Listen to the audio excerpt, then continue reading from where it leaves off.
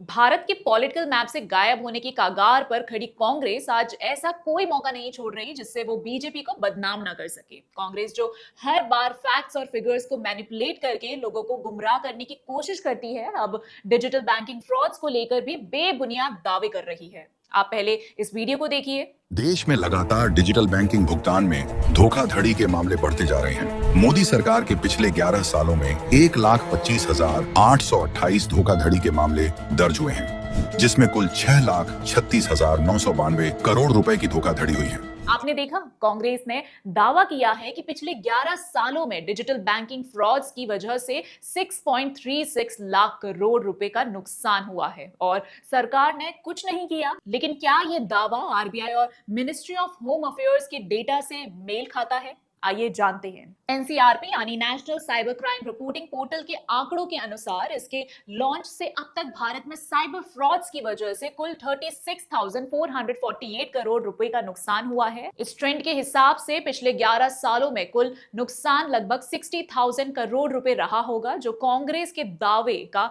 10% भी नहीं है। अब अगर बात करें सरकार के उन एफर्ट्स की जो डिजिटल फ्रॉड्स को रोकने के लिए उठाए गए हैं, तो सबसे पहले सरकार ने 1930 हेल्पलाइन नंबर लॉन्च किया, जहां आप रियल टाइम में फ्रॉड की शिकायत दर्ज करा सकते हैं। इसका नतीजा ये हुआ कि अब तक 13.36 लाख कंप्लेंट्स रजिस्टर की जा चुकी हैं और लगभग 4,386 करोड़ रुपए बचाए जा चुके हैं। दूसरा, सरकार ने फरवरी 2025 तक 83,000 से ज्यादा WhatsApp accounts, 3,962 Skype ID, 7.81 lakh SIMs और 2 लाख IMEI नंबर्स ब्लॉक किए। इन्हीं सिम कार्ड्स और व्हाट्सएप अकाउंट्स का इस्तेमाल करके साइबर क्रिमिनल्स तरह तरह के डिजिटल अरेस्ट, स्कैम्स, ब्लैकमेल और बाकी फ्रॉड्स करते थे। इन्हें ब्लॉक करने से क्रिमिनल्स के कम्युनिकेशन मीडियम सीमित हो गए हैं, जिससे साइबर क्राइम्स में गिरावट आ रही है। जॉइंट साइबर कोऑर्डिनेशन टीम्स बनाई गई हैं, जहां 7 हाई रिस्क जोन्स में इंटेलिजेंसी एक्शन किया गया। इसी तरह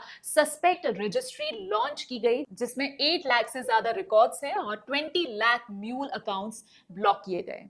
E0 FIR pilot project Delhi में लॉन्च किया गया है, जहां हाई वैल्यू फ्रॉड्स को अपने आप FIR में बदला जाता है। इससे फ्रॉड की रिकवरी और अरेस्ट की स्पीड काफी तेज हुई है। दोस्तों, सरकार के ये सारे कदम भारत जैसी इकोनॉमी के लिए बेहद जरूरी हैं, जहां यूपीआई लगभग पूरी मार्केट को डिजिटल तरीके से चला रहा है। यूपीआई जो भारत की डिजिटल रेवोल्यूशन का अहम हिस्सा है, हर दिन 30 करोड़ से ज्यादा ट्रांजैक्शंस को संभालता है।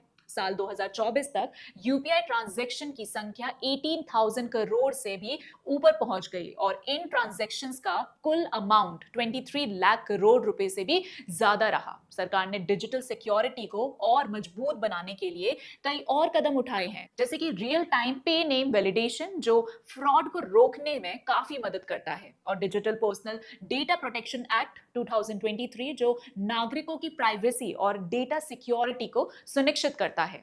लेकिन मोहब्बत की दुकान के नाम पर सिर्फ नेटवर्किंग बेचने वाली कांग्रेस इन उपलब्धियों को भी एक्नॉलेज नहीं करेगी। लेकिन सवाल यह है कि फिर फेक न्यूज क्यों फैला रही है? क्या फेक न्यूज की आज की कांग्रेस की एकमात्र पॉलिटिक्स बची है? खैर, कांग्रेस ने डिजिटल फ्रॉड को लेकर जो फेक आंकड़े शेयर किए हैं, इसको लेकर आपका क्या कहना है? कमेंट सेक्शन में जरूर बताएं। इसके साथ ही अगर आपको हमारा कंटेंट पसंद आता है तो हमारे चैनल को सब्सक्राइब करना ना भूलें। इसी के साथ मिलते हैं अगले वीडियो में, तब तक के लिए जय हिंद।